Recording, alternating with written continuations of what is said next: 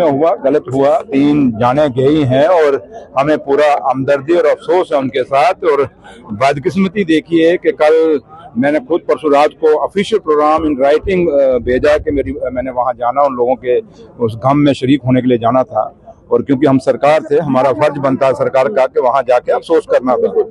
और जब मैंने सुबह जाने लगा तो मुझे रोका गया, जम्मू से भी फोन आए, फिर वहां से मेरे लोग जो सिक्योरिटी में मेरे साथ लगे हैं उन सारों को, अमले जामले को कहा कि डिप्टी सीएम साहब को वहां जाना नहीं चाहिए।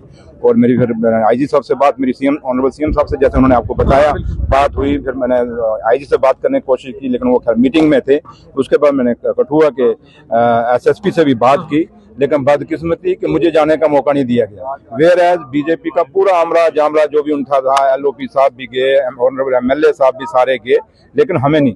इसका मतलब क्या होता है? क्या आप बाइस्ड हैं? आप नहीं चाहते कि सरकार वहां जाके, हम अगर मैं जाता तो as a deputy chief minister मैंने जाता, एज ए सुरेंद्र चौधरी नहीं जाना था। तो अगर एज ए सुरेंद्र चौधरी में जाता तो आप मुझे रोकते, पर जब मैं as a deputy chief minister जा रहा हूँ तो सरकार ऐसे मसलों पर सियासत आपको लगता है की जा रही है? मैं वही तो कह रहा हूँ, ये बदकिस्मती है जम्मू कश्मीर की कि हम आज हमारे बीच में से लोग जा रहे हैं, हमें उनके साथ अफसोस करने नहीं दिया जा रहा। इससे बड़ी बदकिस्मती हमारी क्या होगी जम्मू कश्मीर की? लेकिन जो हुआ वो गलत हुआ।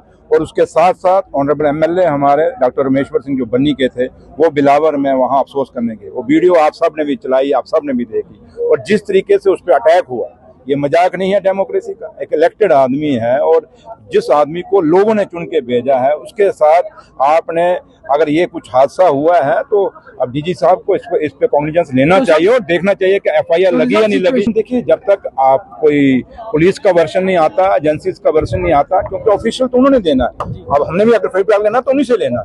जब तक वो इसको नहीं बताते कि ये मिलिटेंटों ने मारा है या कैसे मरे हैं या क्या, इस पे मेरा, क्योंकि मैं एक जिम्मेवार आदमी हूँ और एक पोस्ट पे बैठा हूँ, तो इसलिए मैं ऐसा नहीं कोई स्टेटमेंट देना चाहता जिससे गलतफहमी कहीं जाए। तो लिहाजा जो भी है कि जो मर्जी का, लेकिन जब तक एजेंसीज और पुलिस जो इन्वेस्टिगेट कर रहे हैं इस केस को, जब तक उनकी कोई ऑफिशियल स्टेटमेंट नहीं आती, मुझे लगता है हमें नहीं कहना चाहिए उसमें, क्योंकि इन्वेस्टिगेशन तो उन्होंने करनी है ना।